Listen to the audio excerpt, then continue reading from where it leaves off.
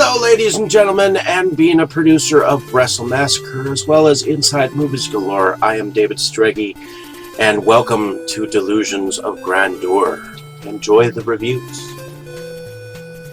I certainly did.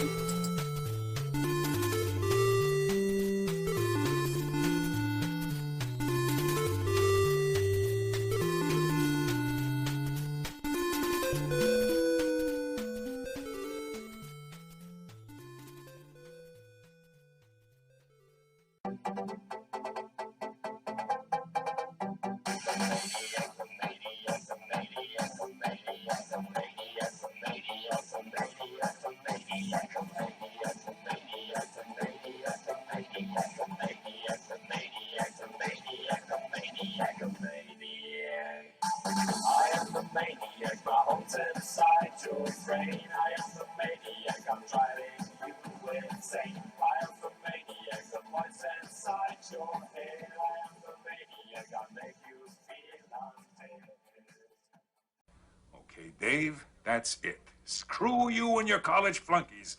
I've had enough of this from you and from everyone else. I know what you guys are trying to do. Break me down, drive me out of the force. Well, it's going to take a hell of a lot more than a lame prank like this to get Curtis Mooney to throw in his badge, so fuck you. Over.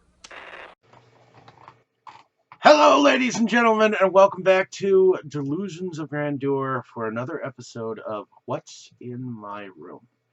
And What's in My Room is a dedicated episodal series that I've been doing of various video pickups that I've had, where a lot of times I'll buy from a seller or buy from somewhere and just have it mailed here. Sometimes I go out and go and search for videos, and if I've seen the movie, I will let you know and what I think about it while I'm going on about it.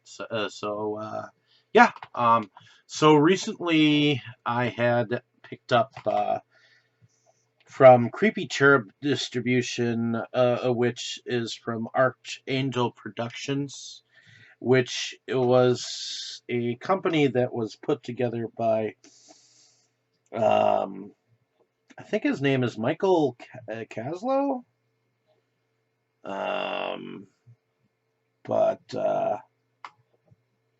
Yeah, Kaslow, Laszlo, something of that nature. But let's see, where did I stick that thing? But in any case, so the first film that, well, actually, I have Bloodlust, which is the first film that I had actually picked up by Michael Kaslow. I think that's his name, Kaslow. But this is actually a film called Scream Farm, and it's directed by Jim O'Rear, and it stars Jim O'Rear, Ted Alderman, and Kimberly Lynn Cole in here. And I'm going to just try to read this little small thing. So, a group of students build a Halloween haunted house to help raise money for their senior class trip. They get more than they bargained for, however, when they come across a substance in the building that begins turning them and the townspeople into flesh-crawling zombies.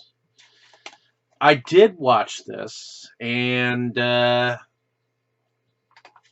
O'Rear plays a very crass drug lord. In fact, he does actually step it up and get quite mean in here. So I guess you could say that his acting was actually probably one of the better ones in here. But to be able to direct and act at the same time is a talent. So I actually think he didn't do too bad. The effects in here, the special effects on the zombies, the turning of it of them was actually kind of funny. Um, there were some moments of hilarity, and yeah, um, there were some decent looking chicks in here, so I figured I'd check it out.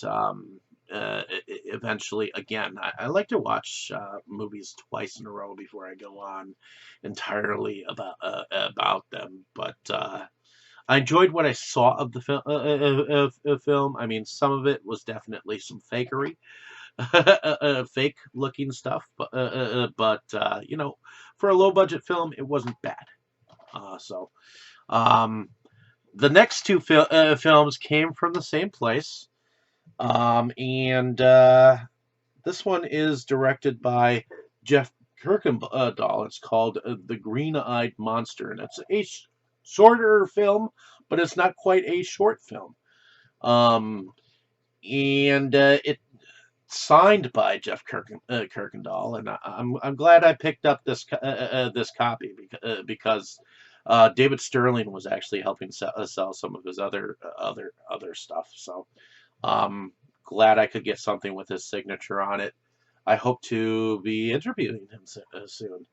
So in The Green-Eyed Monster, a young woman named Pamela, played by Kelly Chason Warner, is contacted by a mysterious voice from beyond the grave over a dead channel on the radio one Halloween.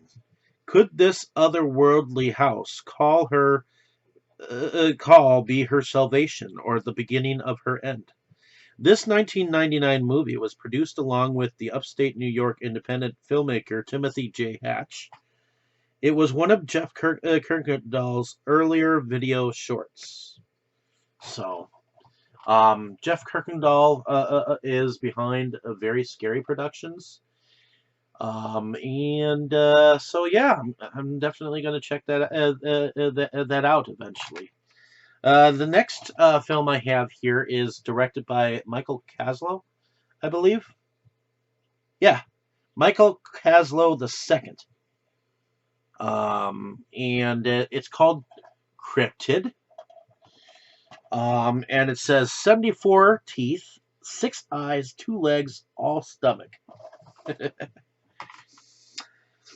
So, Cryptid is the latest independent horror movie written and directed by Glen Falls filmmaker Michael Castle II.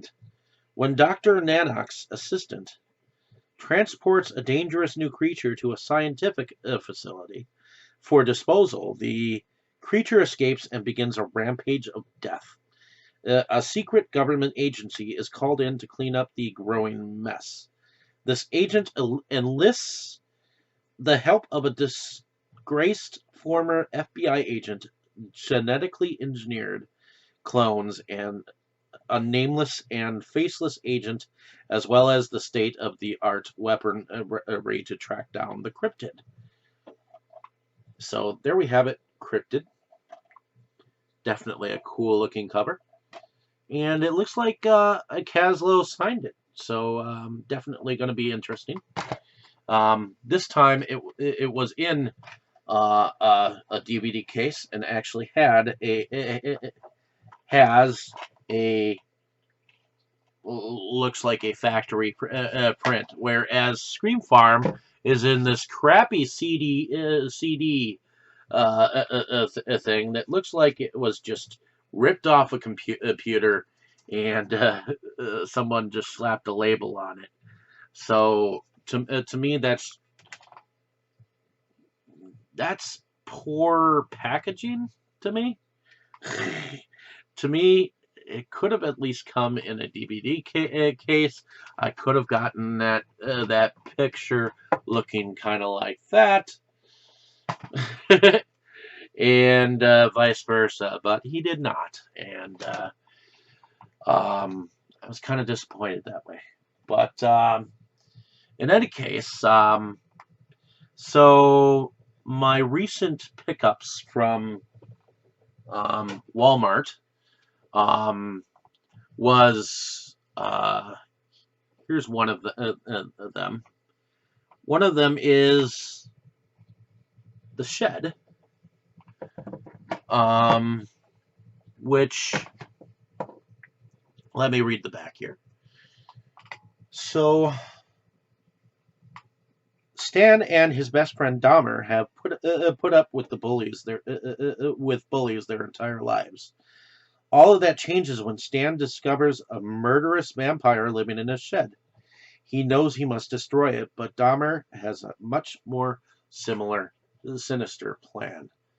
I like the look of the cover here. That is some fucking creepy ass shit. And this was distributed by RLJE Films, and produced by Bigger Boat Productions, and it was directed by Frank Sabatella, who originally brought us The Legend of Molly Hadget, which was a very good slasher film several years back. He's done some short films in between then, and I would love to check out the short films. Maybe at one point, I did watch this just recently. I really liked it. I thought it was interesting. He was a troubled kid, and his grandfather was abusive to him. Believe Cody Costro is the kid's name that plays Stan, and I could tell that he was a very good actor. So he definitely he looked out for his best friend. It's just his best friend did not ultimately in the end look out for him, and he always had a crush on like the hottest girl in school or whatnot. So it was definitely priceless to see the whimpering bully in the film Operation has been completed. right before he was actually forced to go into the so-called shed that this creature vampire was in. Yeah, definitely was an interesting film. I'd love to see more from this director. I think that both films were pretty strong, at least in the horror genre. Different that the vampire was cursed and kept in a shed. I have not watched this one as of yet, but this one is from Vertical. It's called Dark Light. Following her mother's death and a painful divorce, Annie and her daughter, Emily, moved back to her childhood home. At first, everything seemed fine, but then tragedy strikes again on a foggy night when Emily goes missing from her bedroom. Annie claims that she saw something come from the darkness and take her, a creature. Nobody believes her. When Emily's body is nowhere to be found, Annie becomes the prime suspect and is sent to a correctional hospital. She must now escape the hospital and return to the house to confront the creature that has stolen her daughter. And there we have it, Dark Light. I thought that sounded romantic. I have not watched it yet. So I started collecting Shudder exclusive films that have come out to come to DVD. This one is a Shudder exclusive film called Boar, and it is directed by Chris Sun. It worked evidently with Shudder, Universal, Shoreline, Ozpix, and RLJE Films, which must be a subcontracting distributor that works with Universal Films or something like that. So, in the harsh Australian outback lives a beast with a ruthless driving need for blood and destruction. It cares for no one, defends its territory with deadly force, and kills with a raw and animalistic savagery unlike any seen before. Believed to be nothing more than a myth, when the beast ventures closer to civilization, its reality cannot be denied. It's brutal, it's bloodthirsty, it's gore. I love the cover. So,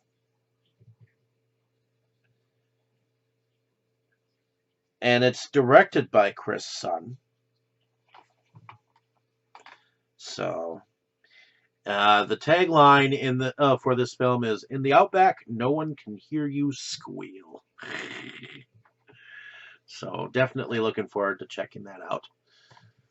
The other Shutter exclusive that I picked up is a film called The Night Shifter. And the tagline in here says, "The dead will not be silenced."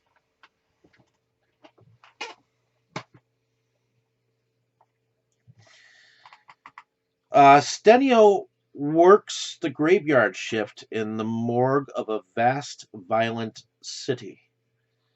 Each night he prepares the lifeless corpses for examination, but he's never alone, for Stenio can talk to the dead and they talk back.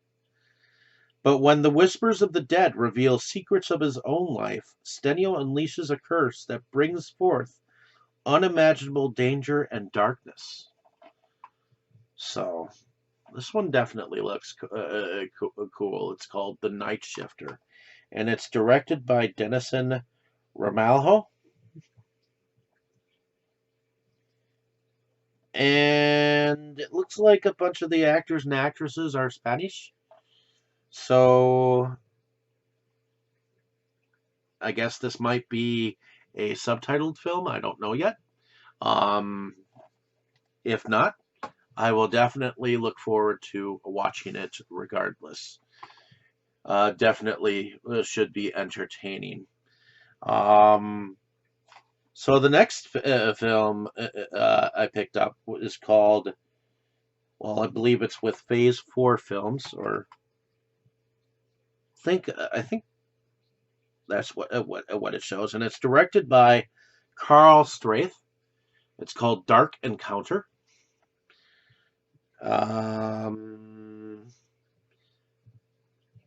The film stars Laura Frazier, Mel Rado, Sid Phoenix, Grant Masters, Spike White, Alice Lowe, Vincent Reagan, and Nicholas Pinnock. So, a year after the mysterious disappearance of an 8-year-old girl, her grieving family return home from her memorial service in their small town. Later that evening, strange lights appear in the nearby forest, and the family is exposed to a strange, inexplicable phenomenon that rattles them to the core. The origin of the lights appear to be visitors from another world that seemingly terrorize the family. What they don't realize is that these beings will lead the family to the truth behind the little girl's disturbing disappearance. There we have Dark Encounter. Definitely gonna look forward to that one. Here's a horror film based on a game. This one's called Ghost in the Graveyard, and it was put out by Dark Coast Worldwide and with Cellar Door Films. It's directed by Charlie Comparetto.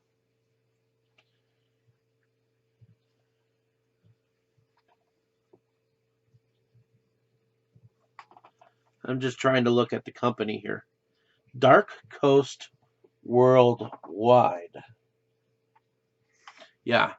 So Dark Coast Worldwide evidently is a distribution company. This is a film for 2019. I love the cover here. Haunted by her past, Sally Sullivan returns home, seeking to uncover the mysteries of her childhood, which include the death of her best friend Martha, the disappearance of her mother, and the mysterious baby she has suddenly been entrusted with, along with her father Charlie and her brother Billy. Although she seeks a normal life back in her hometown of Mount Moriah, the ghosts of her past still linger. The mean girls who blame her for her Martha's death, the cute boy who always stood by her, the secrets of her family hidden somewhere out there. As Sally struggles to discover her true identity, her family and friends struggle with their desire to protect her and need to know the truth. And as Sally gets closer and closer to the truth, the answers to her questions will not be what you think. And Sally's story just begins here. So there we have Ghost in the Graveyard. That sounds interesting.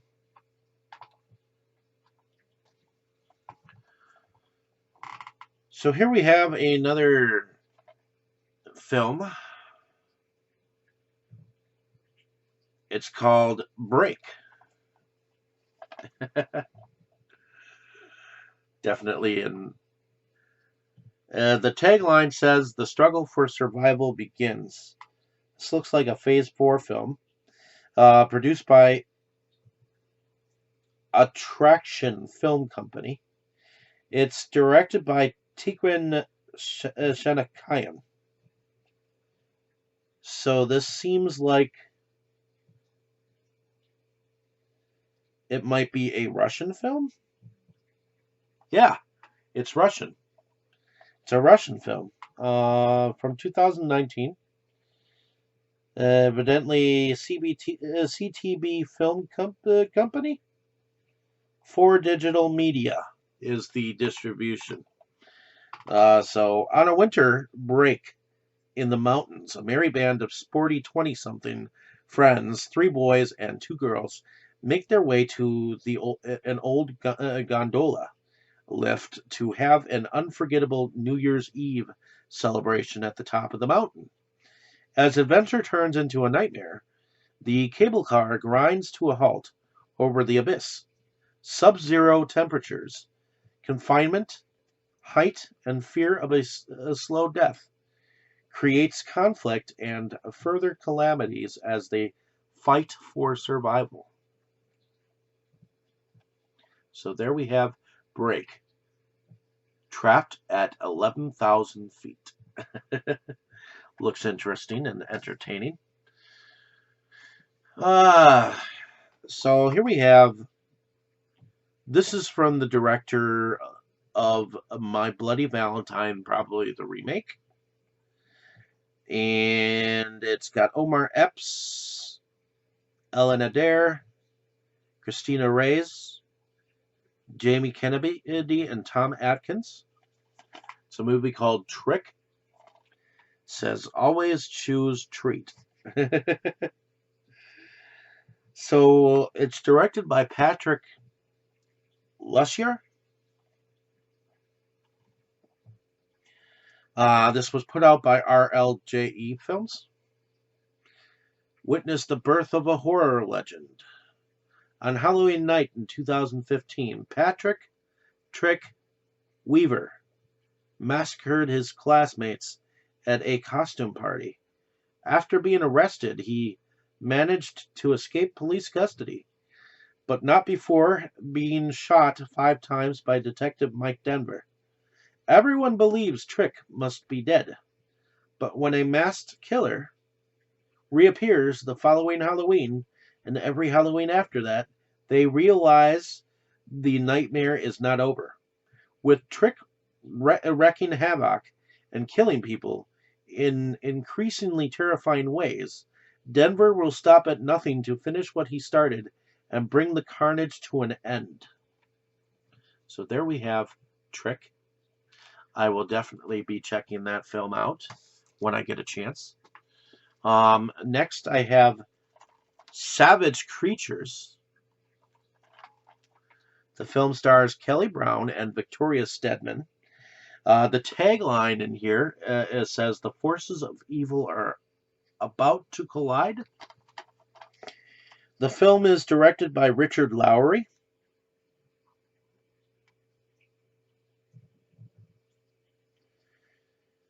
And it says here, two vampires realize their food source is in jeopardy when alien creatures land on Earth, causing humans to become rabid zombies. They must battle cannibals, gun-toting nuns, aliens, and the undead if they want to save the world. So there we have Savage Creatures. Definitely going to be checking that film out. Now, I have not watched this as of yet, but this was the other one that I picked up, and this one is executively produced by Jason Blum, of course. It's called The Gallows Act 2. It's from the company that brought you Paranormal Activity and Insidious. So, definitely gonna check this film out when I get a chance. It's written and directed by Chris Loafing and Travis Clough. Okay. It's from Lionsgate. And it worked with Entertainment 360, Tremendium Pictures. So, when teenage vlogger and aspiring actress Anna Rue logs onto a sinister website, she's trapped in the malevolent world of a cursed stage play, The Gallows. After performing a passage from the play for her tiny online fan base, Anna instantly achieves the stardom she seeks, as well as a twisted challenge from a deadly spirit, the Hangman, in this nightmarish supernatural thriller from the company that brought you Paranormal Activity and Insidious, even though it says that on the front. Definitely going to be checking that film out. So, I ended up picking up the Criterion copy of Rosemary's Baby. So I'm definitely going to be rewatching that sometime soon. I believe I picked this up from Mega Media out near, not Bayshore, but Crookfield. We call it Crookfield, but it's actually Brookfield here in Wisconsin. It's on the northwest side of Milwaukee. So definitely going to be entertaining to watch Rosemary's Baby again. Next, I picked up Mayday, which is directed by Massimiliano Circi, and he's come a long way. He's starting to get more legit, kind of a legend in his own way. And I did watch this. I really liked the mythos and the storyline. But if you notice, it also has Michael Perry playing alongside Crystal Santos and Chanel Ryan. And Michael Perry plays a air flight police officer, or one of those guys who rides the police, rides the airline as the police officer, just in case. Just in case something happens, there's always an undercover cop on board just in case someone says bomb. Because you can't say bomb on an airplane. So, in any case, it starts out as an ordinary international flight from LA to London. But soon after takeoff, the cabin lights flicker and go dark, and one of the passengers disappears without a trace.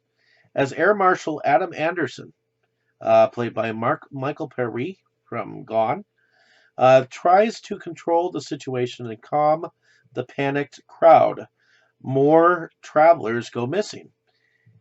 A mysterious man clutching a briefcase may hold the answer, but he is a terrorist or something. But is he a terrorist or something even more deadly? This dark, twisty thriller will keep you up in the air nonstop. There we have Mayday from Massimiliano Cerci.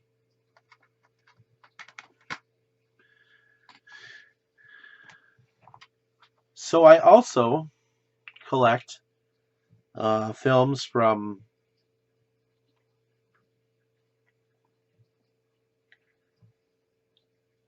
Jan Chaos's distribution company.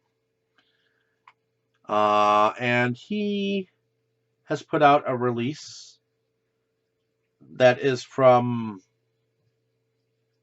Brazil's director, Peter Bestorff, which he produces behind Cannibal Films. And so here we have Varios do Sexo Sangrento and 2000 Anospero Isso.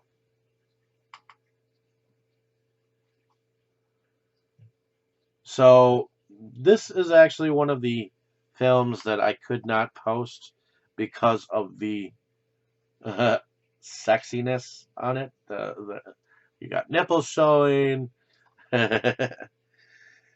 So these are definitely some SOV gore films. And here's the other side with the other films. So this has 3 sick Brazilian gore short films from Peter Bestorff. And it's number 15 out of 30 made. I have not checked it out as of yet. I still have my copy from Bulhorgia Productions. So, which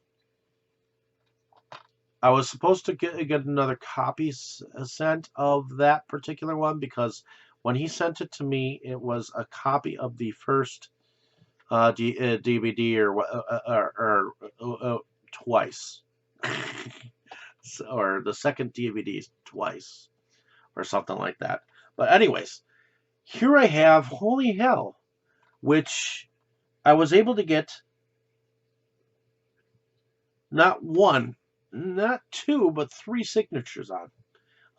It was directed by Ryan LaPlante, and he always said it was the independent the most independent film that was not a trauma film, or something to that effect. The trauma film that was not a trauma film, or the film that could that trauma wants but could never have, or something of that nature. So ultimately, I want to say that about 5 years ago, I saw this on its festival run because I was a sponsor for a film festival called the Milwaukee Twisted Dreams Festival in its first year. And I sponsored this film, and it won Best Feature that year. And I finally heard that the movie was actually on DVD, and it was signed by the main chick. And I was able to get Ryan LaPlante to sign it, and his brother, in fact. Um, so, in any case, the film is called Holy Hell, and so here we have, after a spate of violence wipes out half of his congregation, Father Augustus Bain has had enough. This man of the cloth turns not the other cheek, but to his revolver, the Lord. Life will never be the same for criminals as this preacher hunts down the gang who killed his parishioners. And it was very funny. I'm glad that I picked this up. I just have one thing. So I also have Holy Hell candles that Ryan LaPlante gave me at the time. I had not one of these, but two of these. This one is open. The other one is actually sealed. And these were actually on the set of Holy Hell. And he brought them to give to the sponsor. And I will forever treasure those candles. So, in any case, Trail of the Screaming Forehead, the first time on Blu-ray. I contributed to the campaign on Kickstarter. Glad I did, because this is not the first campaign of his that I contributed to. But here, long believed to be a myth perpetrated by Larry Blameyer fans to annoy Larry Blameyer fans. Here's proof. Trail of the Screaming Forehead is a real thing that you can have. Alien foreheads are taking over Longhead Bay. By crazy coincidence, Dr. Sheila Baxter, aided by Dr. Philip Latham, is attempting to prove the human forehead is the seat of all knowledge by extracting foreheadazine. It's a collision course for disaster unless Big Dan Frater, his sidekick Dutch, and librarian Millie Healy can save the day. Shot in eye-popping cranioscope, now remastered for Blu-ray, see the film Variety called a forgotten comic book sprung to life. And as a special feature, evidently, there is something called Tale of the Moist Apostrophe. So there we have Trail of the Screaming Forehead on Blu-ray. And evidently this is actually the first American copy ever made, because there was a UK copy made. Next, I had gone to Half Price Books, and I picked up this horror theater, Kazuo Umeza's Horror Theater, and it says 6 dark tales to make you cringe, featuring cast and crew from The Ring, Ju-on the Grudge, and The Great Yokai War.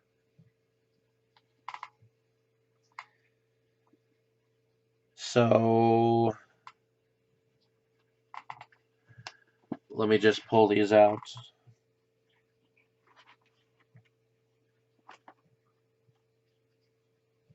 Alright, so House of Bugs and Diet.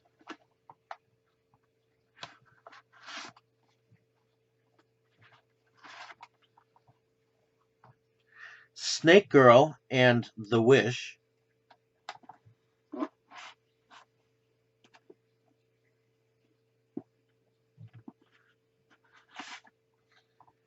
And then The Present and Deathmake. These are all the tales that are in this Japanese anthology of sorts. So I've watched about half of these so far. They're entertaining. I like Japanese horror. films. They're pretty unique and original for the most part. And of course, us Americans have to go and try to revamp it because we love it so much, or remake the shit so that we can understand it, or something like that. I have this film already on a double feature with Starman, but I couldn't resist getting this really nice 30th anniversary set, Ultimate Edition of Close Encounters of the Third Kind. Now, there is something that I would like to say about this movie. Is I've actually been to see The Devil's Tower. So I really do like these Ultimate Editions that they used to do with DVDs. So disc 1 had the original theatrical version. Disc 2 has the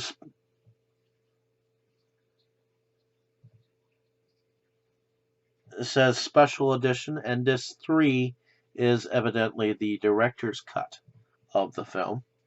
In fact, it still has the half price books sticker on there. I didn't take it off.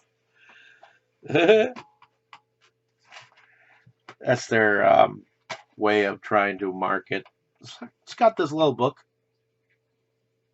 Looks like it's got a bunch of photos and junk.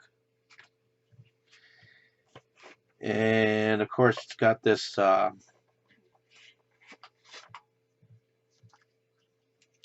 timeline thing, a view from, it's like a timeline of the film or something like that, probably to show you the differences between, you know, the different versions. So I'm going to put that back, and then I'm going to put this back. It was in so good condition I had to pick it up. Close Encounters of the Third Kind, which was directed by Steven Spielberg. And I think I'm definitely going to check out the director's copy once again. So here are some more. Here's some more Japanese horror. Well, I'm not sure if it's horror. It's more like action. But Battle Royale, this is the complete collection. I couldn't resist getting this special edition thing for like $9, even though I have Battle Royale 1 and 2 separately. But this is like a nice little booklet thing. Yeah, I found it at the same half-price books that I found the other thing. And look at this. I mean, this is where the discs are held.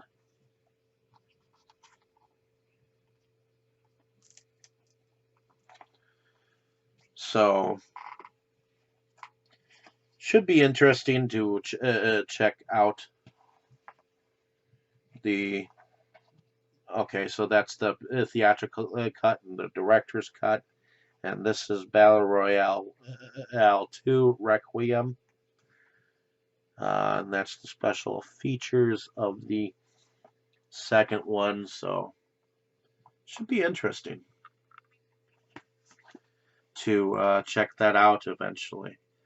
I think I'll watch it from this particular set instead of the other two that I have somewhere else.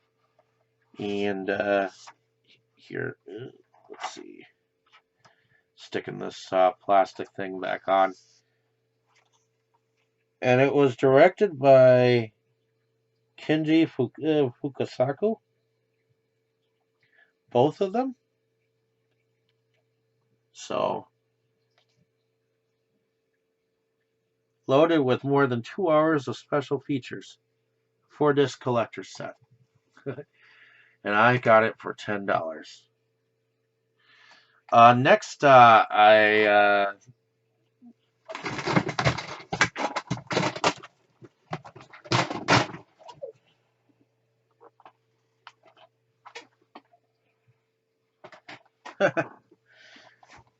oh jeez,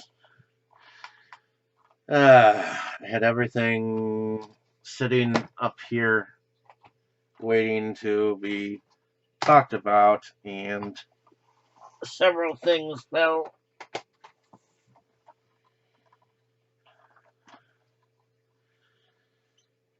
Let me pick them up.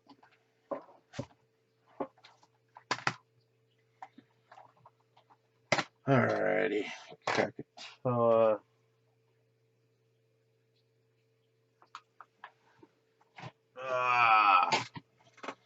Just have a bunch of things to pick up here. Give me one sec. That's what happens when you have so many films stacked up.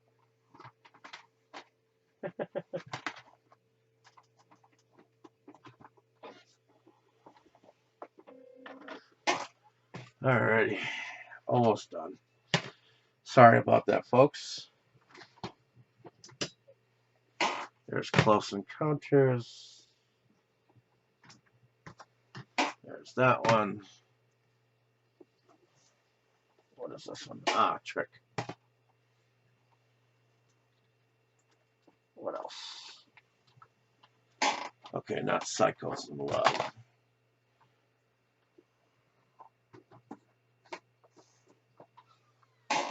Savage Creatures. Okay. I think that's everything. Yeah, I think that's everything. Everything that fell, per se. Okay, so I've been trying to collect all of the out-of-print Anchor Bay DVDs that are out there, and I came across this one. I guess this might be an oddity or a rarity. It hasn't become a Blu-ray of any kind. It's called Krakatoa, East of Java, and it's directed by Bernard Kowalski. And it says, the incredible day that shook the earth to its core. It's got Maximilian Schell, Diane Baker, Brian Keith. It says Krakatoa, East of Java. In Singapore Harbor, 1883, Captain Chris Hansen greets his passengers as they board the Batavia Queen to begin their search for sunken treasure near the island of Krakatoa. The adventure has brought together a wide range of people, some motivated by greed, others by love, and still others by a chance for freedom. But they all get more adventurous than they bargained for. Just as a fortune in pearls is discovered, and the passengers are dividing the treasure, Krakatoa erupts, causing a giant tidal wave. The wave engulfs the island and endangers all aboard the Batavia Queen, forcing Earth to choose each to choose his own destiny. Some choose to stay aboard, others set out in a small boat for a nearby island. For some, their choice means life. For others, their choice means death. So, I guess this is an out of print Anchor Bay film. I still have a few more that I have to track down, but Anchor Bay really tried to put out a lot of films when Anchor Bay was in existence, and I think it still is. It's just not as much.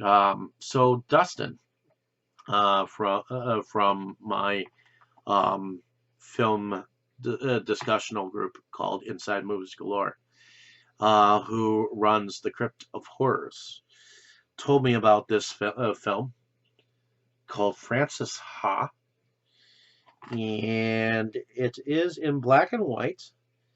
It's from 2013, and I'm going to read the back of it. Greta Gerwig radiant is radiant as Frances, a woman in her late 20s in contemporary New York, trying to sort out her ambitions, her finances, and above all, her intimate but shifting bond with her best friend, Sophie, played by Mickey Summer. Meticulously directed by Noah Baumbach, with a free and easy vibe reminiscent of the French New Wave's most spirited films, and written by Bach and Gerwig with an effortless combination of sweetness and wit. Frances Ha gets at both the frustrations and the joys of being young and unsure of where to go next. This wry and sparkling city romance is a testament to the ongoing vitality of American independent cinema. So I guess this is an independent film. Gonna check that out eventually. The Criterion Collection is often known for putting together releases of various oddities of films that they feel are artistic. And that doesn't mean that they are great films entirely, but they are in a league of their own with their releases, and they really do a whole heck of a lot if you get to the Criterion collection. Um, so I wanted to say that I recently, not too long ago, picked up The Lighthouse. Um, and that was part of my Walmart excursion. And it's directed by Robert Eggers, and it stars Willem Dafoe and Robert Pattinson. It is filmed in black and white, and it was about two guys who were to run a lighthouse, and involves some cabin fever, and I would have to say a touch of mermaids in a sense. But definitely check out my review of this film on on my channel here. I had done that a little bit earlier, and yeah, so I picked up The Lighthouse. It was definitely getting a lot of raves. Um, so next I have a film that I had picked up on eBay. It was put out by Epic Pictures. It is only on Blu-ray, unfortunately, but it was really good. I shared it with my Croatian friend Boris. So I released my own review on the film here on this channel, and the discussion that I had with my friend Boris is also elsewhere as well. Um, uh, on the Inside Movies Galore channel at the moment. But it will eventually be coming on to Delusions of Grandeurs channel. So definitely check both of those out. I really enjoyed this film. So if you have not seen it, go out and watch it. Um, very cool romance story.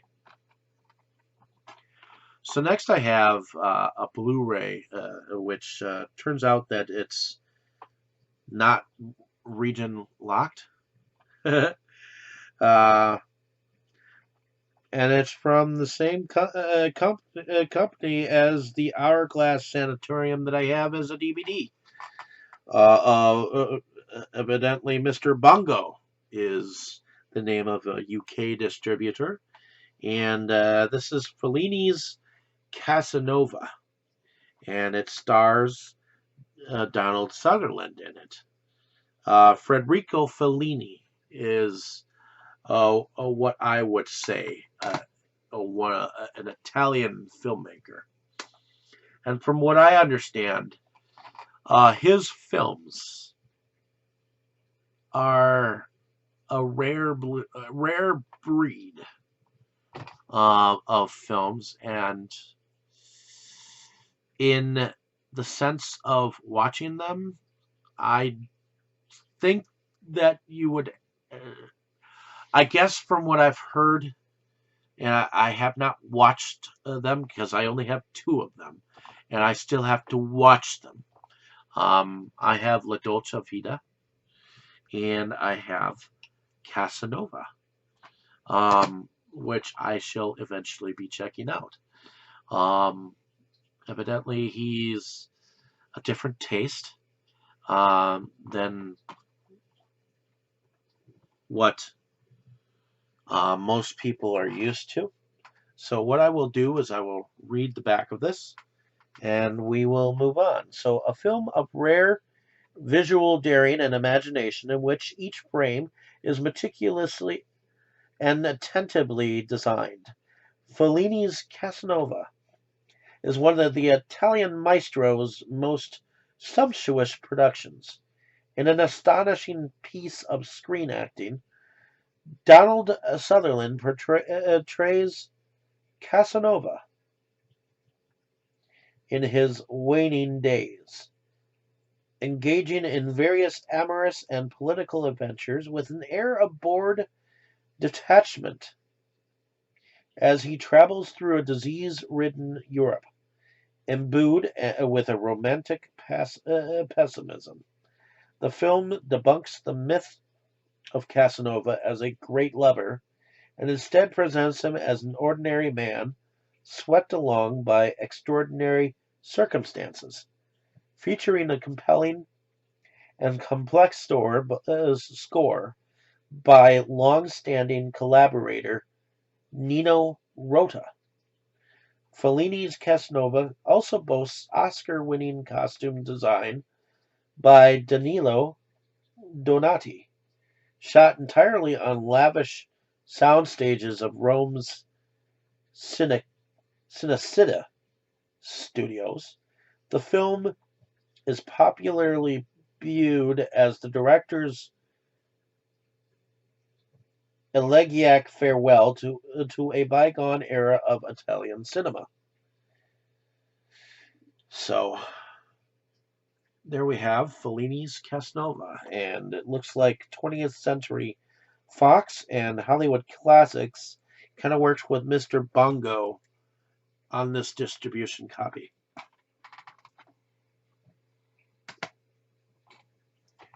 So next I have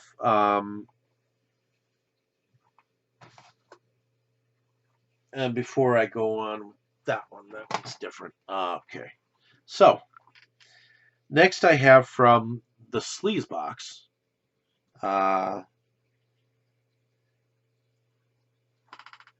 We have an anthology, and this was limited to 200 copies from Gator Blade Films and the Sleaze Box.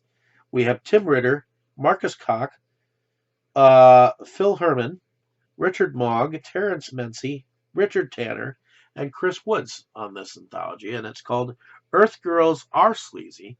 When I posted this on Facebook, they didn't like it. They banned me for about a day and a half for the cover of this. That is Ashley Lynn Caputo on the front. Are Earth Girls Sleazy? Explore the world of no-budget sci-fi in this 7-part anthology. Earth Girls Are Sleazy brings together some of the most recognized names in micro-budget filmmaking to date, starring some of your favorite underground actors and actresses such as Bob Glazier, Pixie Adams, Joel D. Wincoop, and hosted by Ashley Lynn Caputo. Earth Girls Are Sleazy brings home a fun, sleazy, and cheesy anthology film you must have in your home video collection. Are Earth Girls Sleazy? Watch and find out. So I am definitely looking forward to checking this Blu-ray out. It's only on Blu-ray, so from the Sleaze box. Next, I have a film that I bought on eBay called The Intruder, and it is directed by Chris Robinson. So this was unreleased and lost for more than 40 years, now appearing on Blu-ray for the first time ever. And it was put out by Garage House Pictures. It was filmed in 1975, and it's got Mickey Rooney from The Manipulator, and Giovanni DiCarlo from The Munsters, Ted Cassidy from The Addams Family, starring, along with Chris Robinson from Stanley, who also wrote, produced, and directed in A Grisly Tale of Greed, Murder, and Irrational Madness. The lust for gold brings 11 visitors to a remote island retreat, but an unseen, seemingly unstoppable evil follows to stalk them one by one. The bodies don't stop dropping until the final shattering conclusion.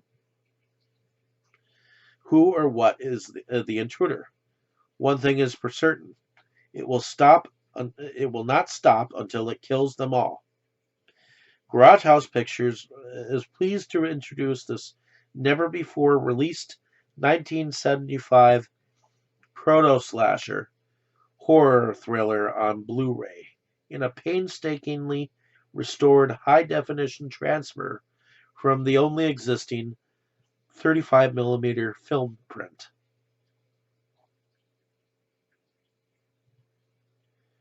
So, definitely glad to have The Intruder on something. Now, that's not the first film that had an intruder. Now, this is a bootleg of the Star Wars special that came all the way from Hong Kong. November 17th, 1978, television viewers return to a galaxy far, far away with the Star Wars Hollywood special. Chewbacca rushes to his homeworld of Kashyyyk to celebrate Life Day with his family. Unknown to Chewbacca and Han Solo, they are walking into a trap. Imperial forces occupy Chewie's home and wait for the rebels to return. Can Chewie's wife, Malatobuk, their son, Lumpa Warump, and Chewie's father, Adachitcook, warn the rebels in time? Packed with bonus features, this DVD has been digitally remastered for greater sound and picture quality. Love it or hate it, this DVD. So as I said, can Chewie's wife Malatok, their son Lump Warump, and Chewie's father Ardachitcook warn the rebels in time? Packed with bonus features, this DVD. It says DVD, but this is a Blu-ray, of course, and has been digitally remastered for greater sound and picture quality. Love it or hate it, this DVD is destined to become the definitive version of the Star Wars Holiday special. So, there we have. I actually got this all the way from Hong Kong. Had on the envelope Sri Lanka, and they ended up sending me another copy extra weeks later, as if they didn't realize that they had actually sent it. So, next I have a huge collection that David Sterling, even though he had a Black Friday sale going on He said before midnight, um, he could give you a deal, and I contacted him before midnight, but he still charged me 125. He's funny that way. He'll charge you even though he's given you deals before. He'll charge you an arm and a leg um, for collections. And what's funny is he's now selling the set for $60. Uh, but I originally got this for 125, and he actually never sent me my copies of Camp Blood 8 and Camp Blood 8 on DVD because he sent me these. So well, this set, even though I'd paid 200 towards whatever.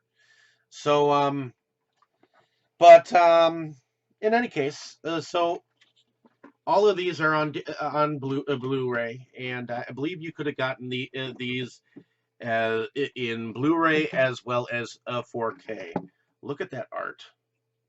That is amazing. I mean, I love that art. But the Camp Blood series, and of course, he calls let's see, he calls this first Slaughter Camp Blood 3, but we all know that um, know that in reality, Within the Woods by Brad Sykes is in fact was in fact going to be the Camp Blood 3, but David Sterling, as a producer, hated the movie.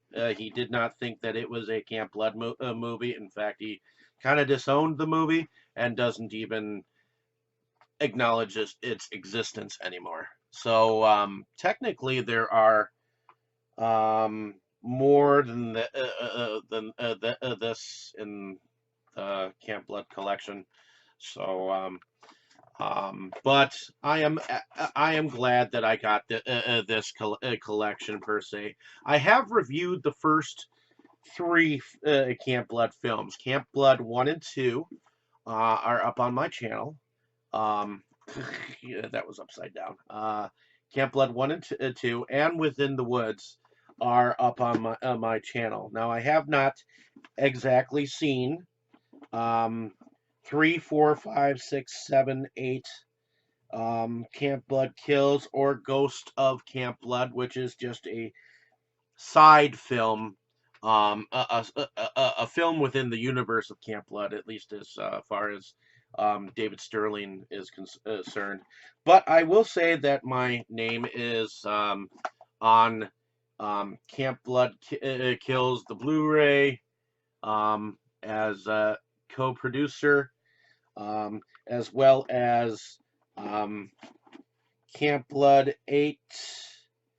Um,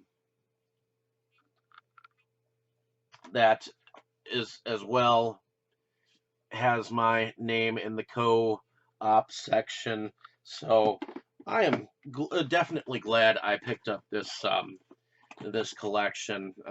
It's gonna be for a collector's point of view. It was pretty cool at least getting a copy of it.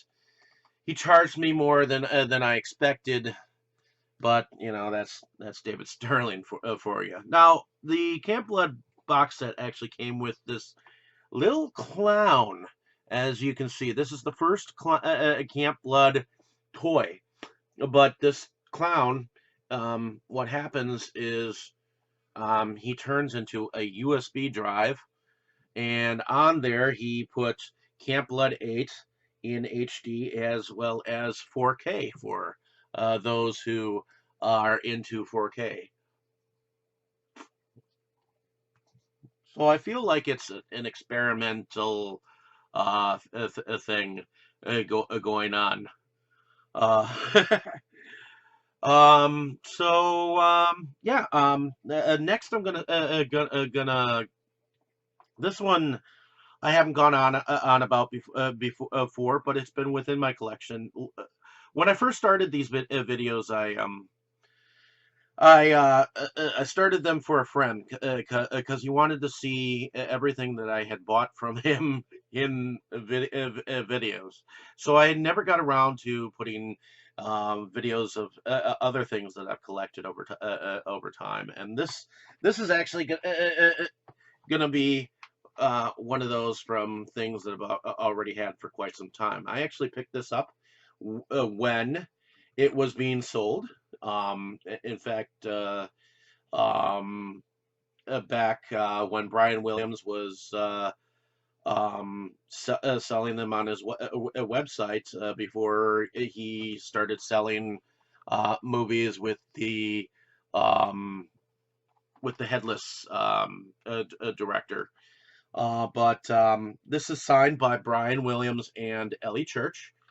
And I have not watched it actually. And there's the back of it.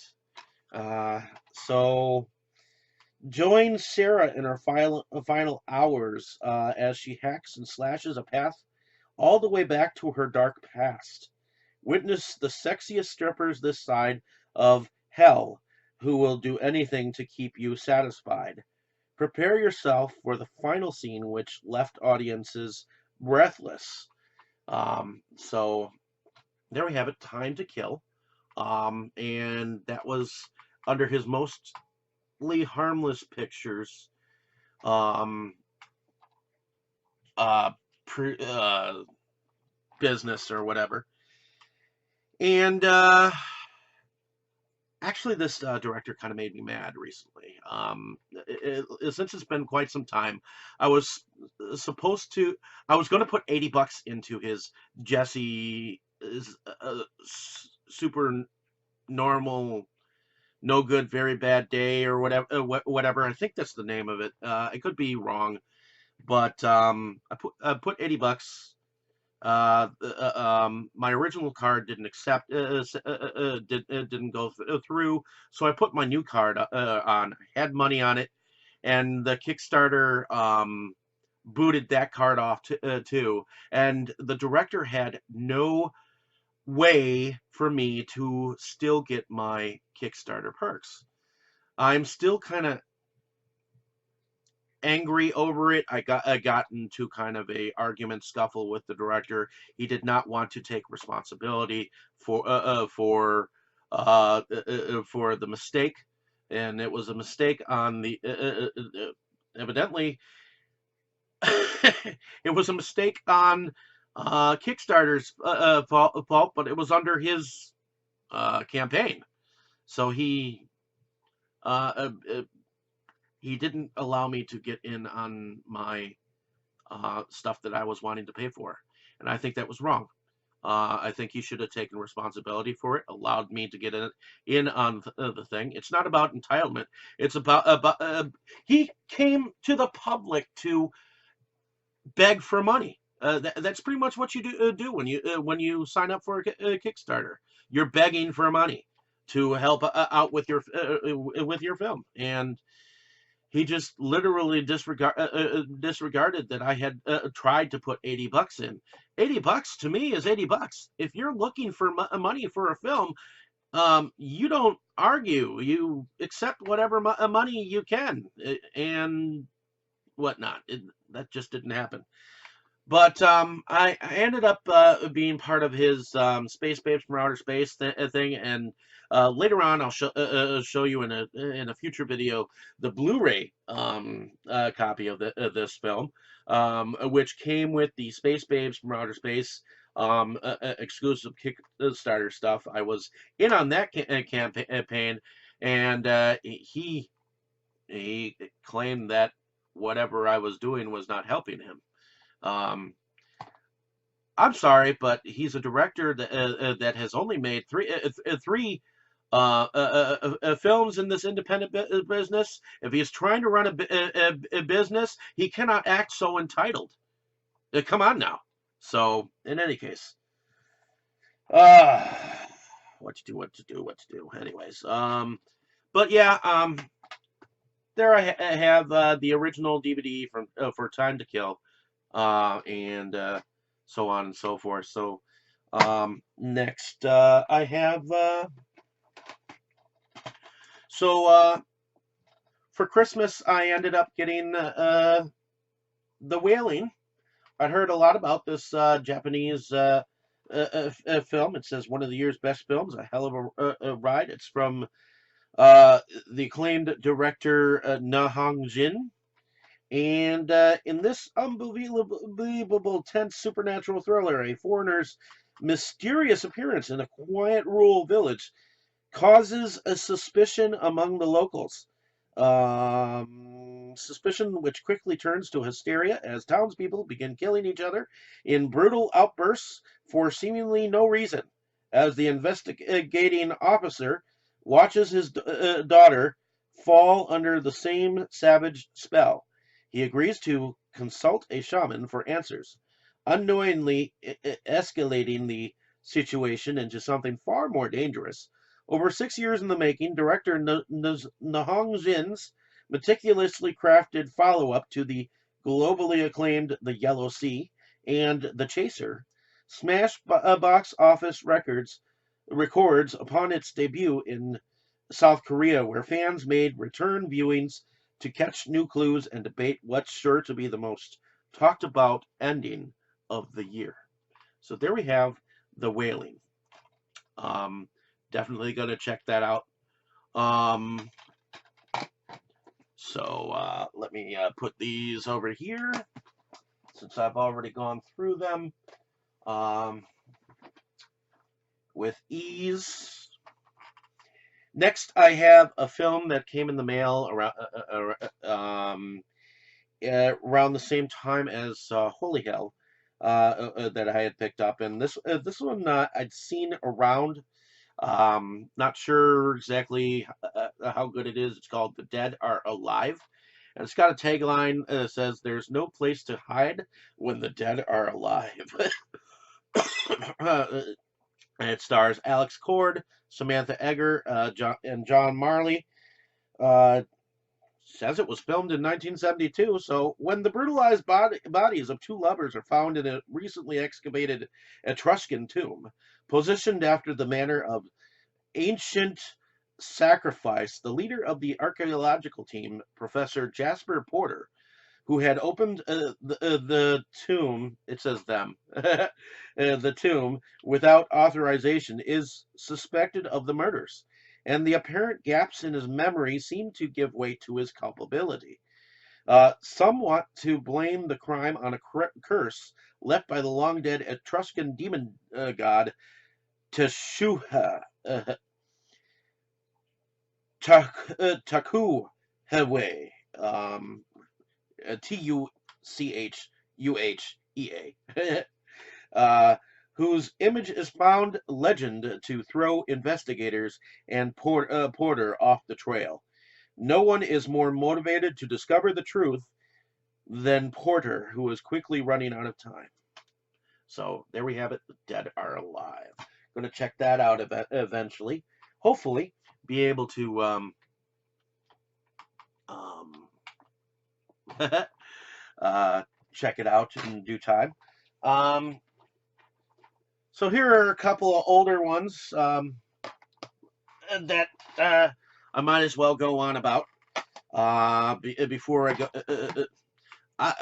Now these I've already had, so I'm just trying to get everything thing into one kit and caboodle. Evidently, this film is actually out of print, and it's from Brain Damage Films, I believe. And it's with Bobby Dollar and Jeff Marcelletta. It's called Goth, and it's directed by Brad Sykes, the Camp Blood dude. And yeah, so Goth blurs the lines between reality-driven horror and the hallucinatory style of Requiem for a Dream in this raw and blood-soaked ride through the dark underbelly of the Gothic subculture. Chrissy and her boyfriend Boone are two gothic teenagers living in Las Vegas who have seen and done it all. As the sun goes down, they get ready for a hardcore concert at the local club. The night takes a gruesome turn when they run into a savage, darkly beautiful woman with a taste for pain and sexual deviance. She represents the darkest, most depraved end of this subculture for her. It is not just superficial costumes and makeup, but a way of life and thrives on murder and madness. Promising new thrills and experiences, she takes Chrissy and Boone and on a wild, terrifying ride that progresses from drug-fueled orgies to random acts of violence, leaving a trail of mutilated victims in their wake. So there we have it. Sterling Entertainment actually was behind this film. This was when Brad Sykes was still working with David Sterling, and I have yet to watch this film. It's on my to-do list. So next I have Devil's Pass, which evidently I had picked it up at Blockbuster before Blockbuster decided to cave in. And I actually don't care. It's by Rennie Harlan, and it's about the stuff that happened in the Dyatlov Pass, and what might have happened to the 9 bodies of Russian scientists or whatnot that went up into the mountain and kind of disappeared. So it's a found on footage film, and if you're interested, my group, the Inside Movies Galore crew, we went on about it on YouTube. Right now, eventually it'll be going up on Spotify as an audio thingamabobber. You can listen to us like a radio, so definitely check that discussion out. We had some fun with that, but yeah, Devil's Pass. Thought since we went on about it, I'd say that I had a copy. Next, when I was working for George Webb's, fuck George Webb's, Webb's, at least the one that I worked for,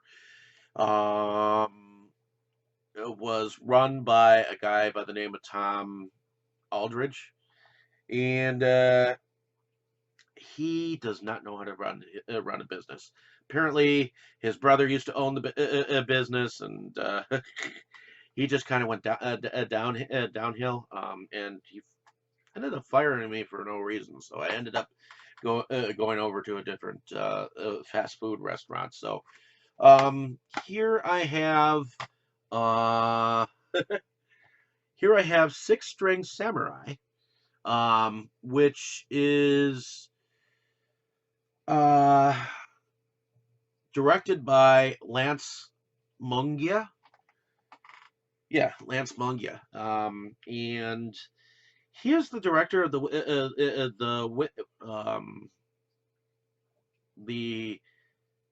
Crow, Wicked Prayer, number 4. The Six String Samurai is Buddy, a mysterious and powerful hero of the post-apocalyptic future who must fight his way to Las Vegas and ditch a bothersome orphan kid if he's ever to become the next king of rock and roll. Along with the way, they encounter a bounty hunting bowlers, a cannibalistic cleaver family, a windmill god, and even the Russian army. Winding up at the gates of Vegas, Buddy finds himself in an epic battle with death over the child's soul and comes to realize just what it means to be king. This desert spectacle of swords, adventure, and rock and roll wowed audiences at the Sundance, Slam Dance, and South by Southwest festivals. So, Palm Pictures presents and HSX Films. And, yeah, Um, the film stars Jeffrey Falcon, and the music is performed by the Red Elvises. If you are interested, I did go on and talk about this film with um, some friends of mine on the Inside Movies Galore channel, but under the Delusions of Grandeur flag, which is where I put my own individual film reviews, which is a totally different channel. But I put it up on the Inside Movies Galore channel before I um, take and put it up on the other channel sometimes, just to get it out there. But yeah, Six String Samurai. Um, my manager at the time, his name was Chad Treppinger. This goes out to you, Chad. I did actually pick up the film and uh, just making sure that I give credit to Dewar who told me about the film. So thank you, Chad. There's one other film that he actually told me about that I kind of got into um, more or less. So I'm hoping to eventually um, get into that kind of thing. So next I have Death on Scenic Drive. I thought that this looked odd. So this is from the vigilant mind behind the Demolisher comes a new horror experience in an isolated farmhouse. A young woman encounters an entity that transforms her into death itself and rains a violent storm against the neighbors and the family that resides there. The film is directed by Gabriel Carrier, and yeah, so Death on Scenic Drive looks interesting. It actually looks like a legit horror film. I'm gonna check that out eventually. Next is another film that had come from Jan Chaos. Uh, not directed by him, but he likes to put out different gore short films that he's given permission to put out.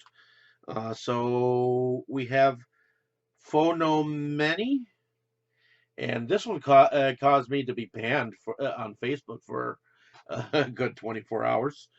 It's number 17 out of 30 copies made.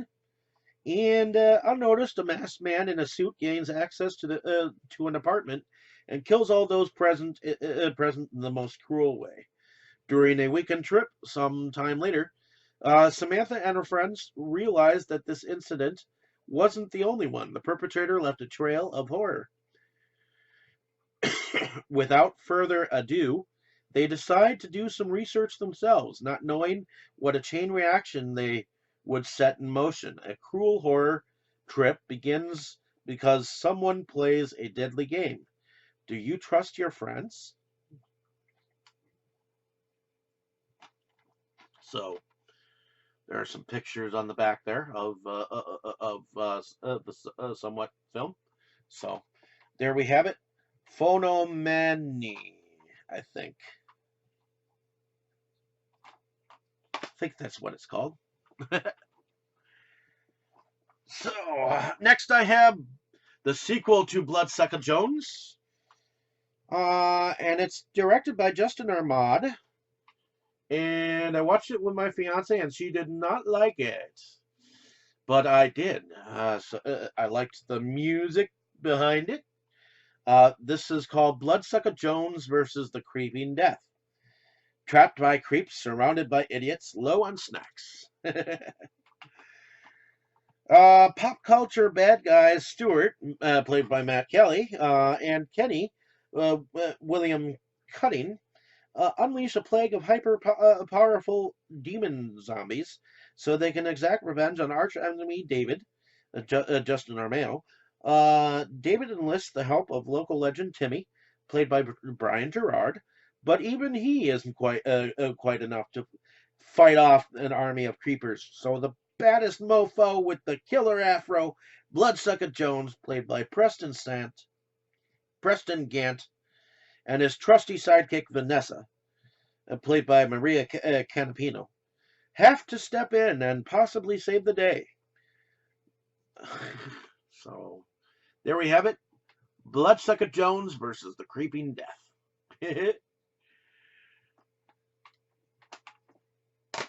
I'm gonna watch that again one of these days.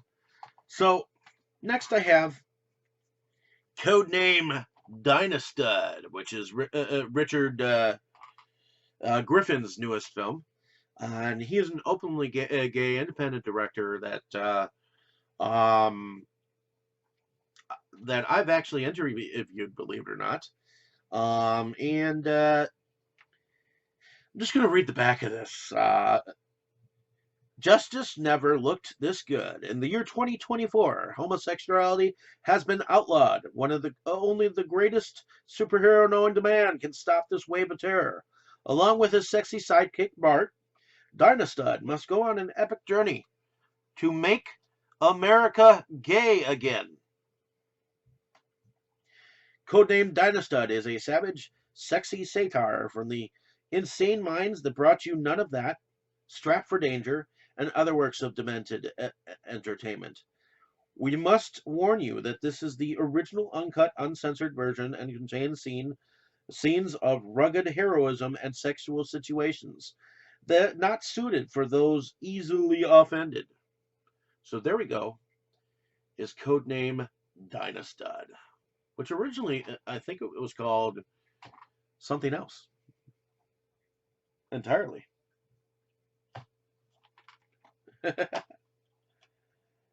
So there we have it. Codename Dynastud.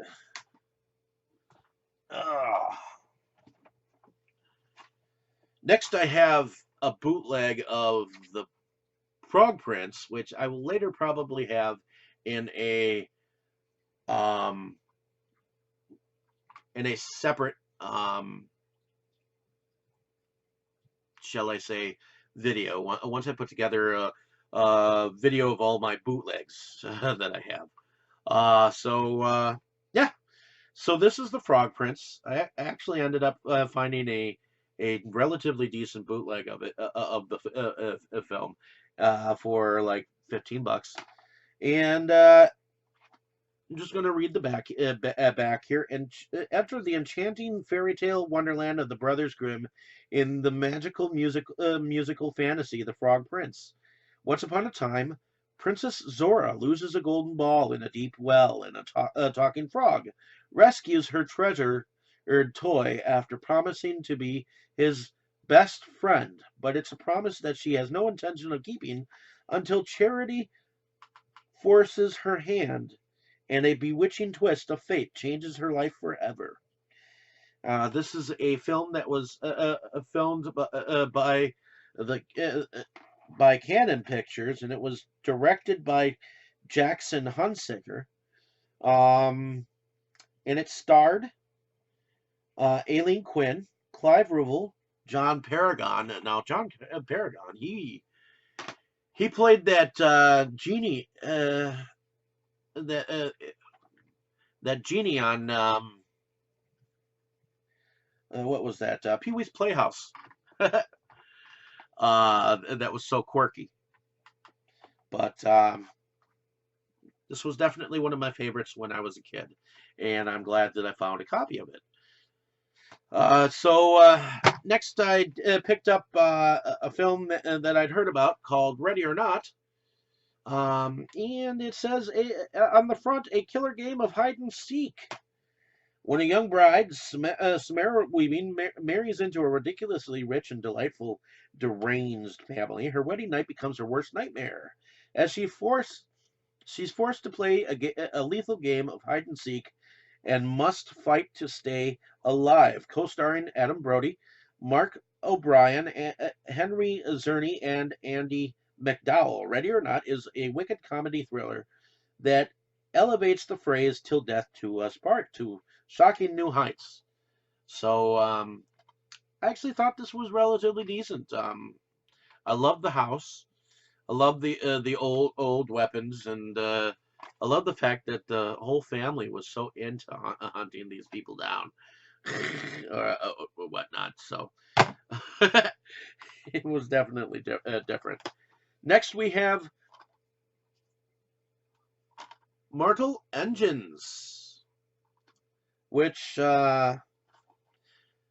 evidently is not directed by Peter Jackson, which I had originally thought that it was. It's actually directed by a director by the name of Christian Rivers, but it is so totally immersed in the Peter Jackson sort of world because he's an executive producer, he's one of the writers behind the story, and I just get a kick out of it. It's Mortal Engines. It's based on a book series, and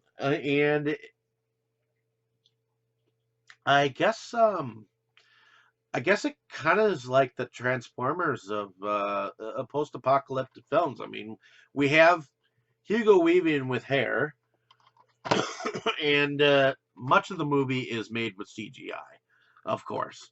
But all of these cities that are left on Earth are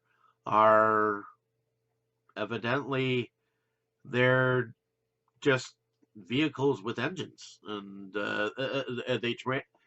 they transform into cities, but also transform into like trucks and cars and uh, very cool. I mean, there's a caterpillar um, train ish thing too, but it's an interesting film. I have to say. So next I have uh,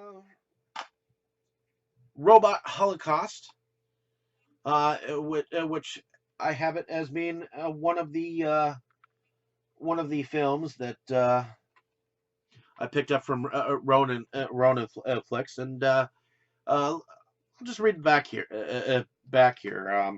In the not so distant future, mankind is facing uncertainty in the rubble of the destruction of New York. Powerful robots have taken over the world, poisoning the air and making humans their slaves.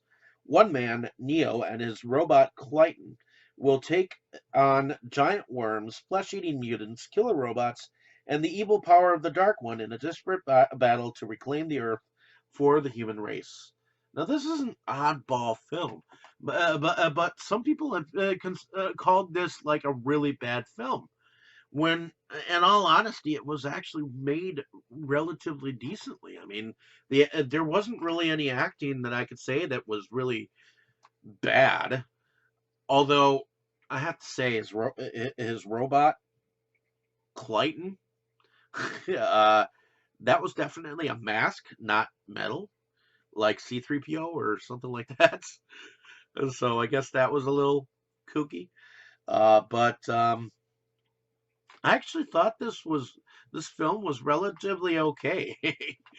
I mean, it was a little funny that the giant worms were supposedly people's arms coming out of the walls. So I found it more funny than anything else. And I actually relatively enjoyed the world that this was in. So I think that this is a well done release. I enjoyed listening to some of the commentary behind the film. So there we have it, Robot Holocaust, which is directed by Tim Kincaid, starring Norris Kolf, Nadine Hart, Joel von Orsteiner, Jennifer Delora, Andrew Howarth, and Angelica Jagger. So apparently, I also have a bootleg of the film too. So, in any case, the next one I have is I heard that even though this says that it is Region B, but I heard the Australian Umbrella Blob was all region, and I wanted to get a copy of it just to see. So it says here, terror has no shape. That's from it's the Australian. It's one of the Australian lines of distribution. So, uh, in a tiny California town, high school students Brian, played by Kevin Dillon, from Entourage, Meg, Shawnee Smith from Saw, and Paul Donovan Leach Jr. from Glory, discover an unusual gelatinous substance with the ability to remove flesh off any living creatures in its path. The deadly blob-like matter infiltrates the town's sewer system and continues to grow exponentially, threatening the lives of unsuspecting townspeople.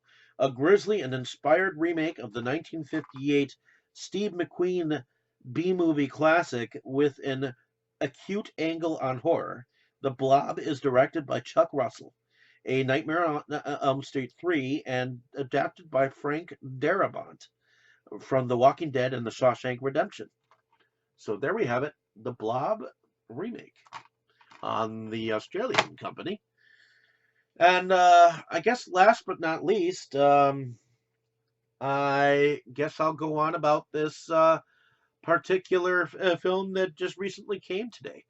Bad CGI sharks. Now, the Blu-ray that must have gone and sold out like the very first frickin' day from Sub Rosa Cinema. Now, Sub Rosa Cinema is a one of the leading most independent film distributors. Although I've heard from Brad Twigg that he doesn't pay out.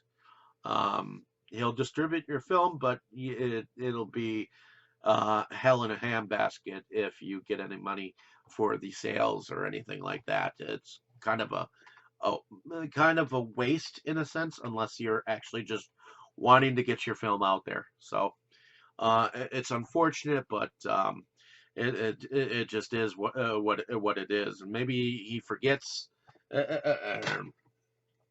whatnot. I don't know, but there you have it. This film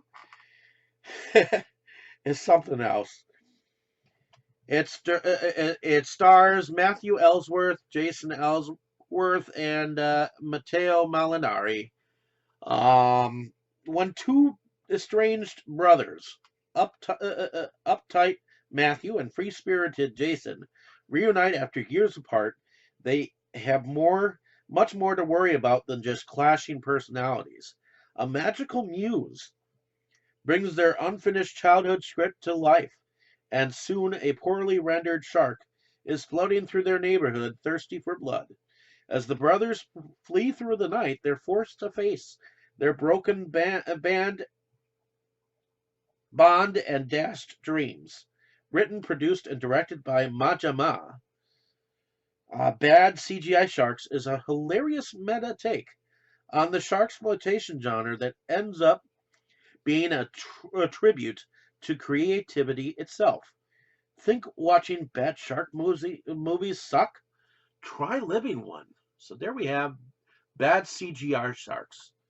Definitely going to check this out when I get a chance. I think I've already watched about half of it. I'll go on about it sometime soon so that I can let the public know what I think about it. Hopefully soon. In any case, thank you for listening.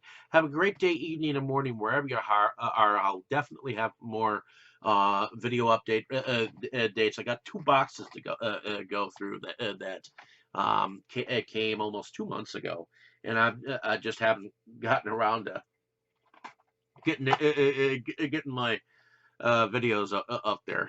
So thank you so much. Have a great day, evening, or morning wherever you are. Appreciate your time spent here on the page. And thanks for listening to my rambling. Thank you so much. It has been What's in My Room here on Delusions of Grandeur. You were good, kid, real good. But as long as I'm around, you'll always be second best, see?